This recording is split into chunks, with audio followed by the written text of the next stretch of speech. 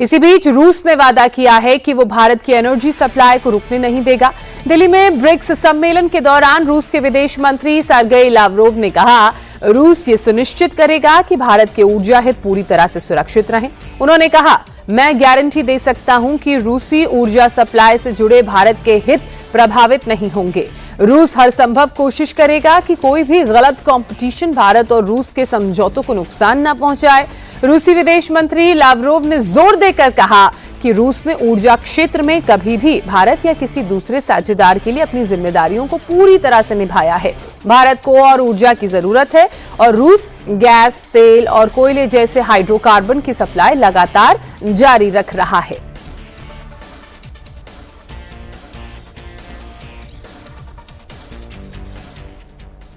प्रधानमंत्री नरेंद्र मोदी की ईंधन बचाने की अपील के बाद देश भर में सेव फ्यूल कैंपेन की शुरुआत हो चुकी है। केंद्रीय मंत्रियों ने अपने अपने काफिले में शामिल गाड़ियों की संख्या को आधा कर दिया है। वहीं कुछ केंद्रीय मंत्रियों ने अपने काफिले को पूरी तरह से खत्म कर दिया है। केंद्रीय मंत्री अर्जुन राम मेघवाल ने अपना काफिला छोड़कर ई रिक्शा में सफर करना शुरू कर दिया। कई राज्यों के राज्यपाल ने भी अपने काफिले की संख्या और गाड़ियों को काफी छोटा कर दिया, गाड़ियां कम कर दी। वहीं एनडीए शासित राज्यों के मुख्यमंत्रियों ने अपने काफिले को आधा कर दिया। महाराष्ट्र के मुख्यमंत्री देवेंद्र फडणवीस की बात करें तो अपनी लग्जरी कार को छोड़कर जो बुलेट प्रूफ है, उन्होंने अब बुलेट चलाना शुरू कर दिया। कल की तस्वीरें आई थी, विधानमंडल वो बुलेट से ही गए थे, खुद चला रहे थे। वहीं डॉक्टर मोहन यादव के काफिले के साथ चलने की बजाय उन्होंने भी मेट्रो में सफर करना पसंद किया। इन तमाम कोशिशों का मकसद केवल एक ही है, देश हित के लिए ईंधन बचाना, जिससे महंगाई पर लगाम लग सके और लोगों की परेशानी कम हो।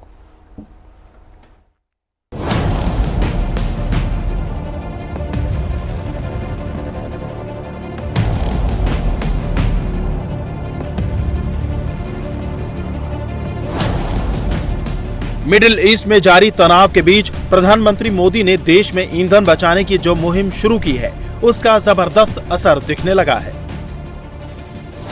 प्रधानमंत्री नरेंद्र मोदी का सबसे ज्यादा फोकस पेट्रोल और डीजल की खपत कम करने को लेकर है। 13 मई को पीएम मोदी खुद 2 गाड़ियों के काफिले के साथ बाहर निकले। इसके पीछे मकसद साफ था, ईंधन की बचत करना।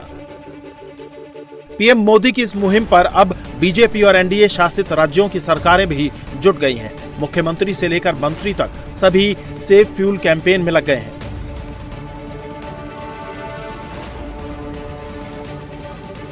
दिल्ली की मुख्यमंत्री रेखा गुप्ता के काफिले में पहले 12 गाड़ियां चलती थी, अब 4 कर दी गई हैं। महाराष्ट्र के सीएम देवेंद्र फडणवीस बाइक से ही विधानसभा पहुंच गए। हरियाणा के सीएम नायब सिंह सैनी का काफिला भी छोटा हो गया है। ओडिशा के सीएम मोहन चरण मांझी, आंध्र प्रदेश के सीएम चंद्रबाबू नायडू और डिप्टी सीएम पवन कल्याण, सभी ने अपने काफिले को छोटा कर दिया है।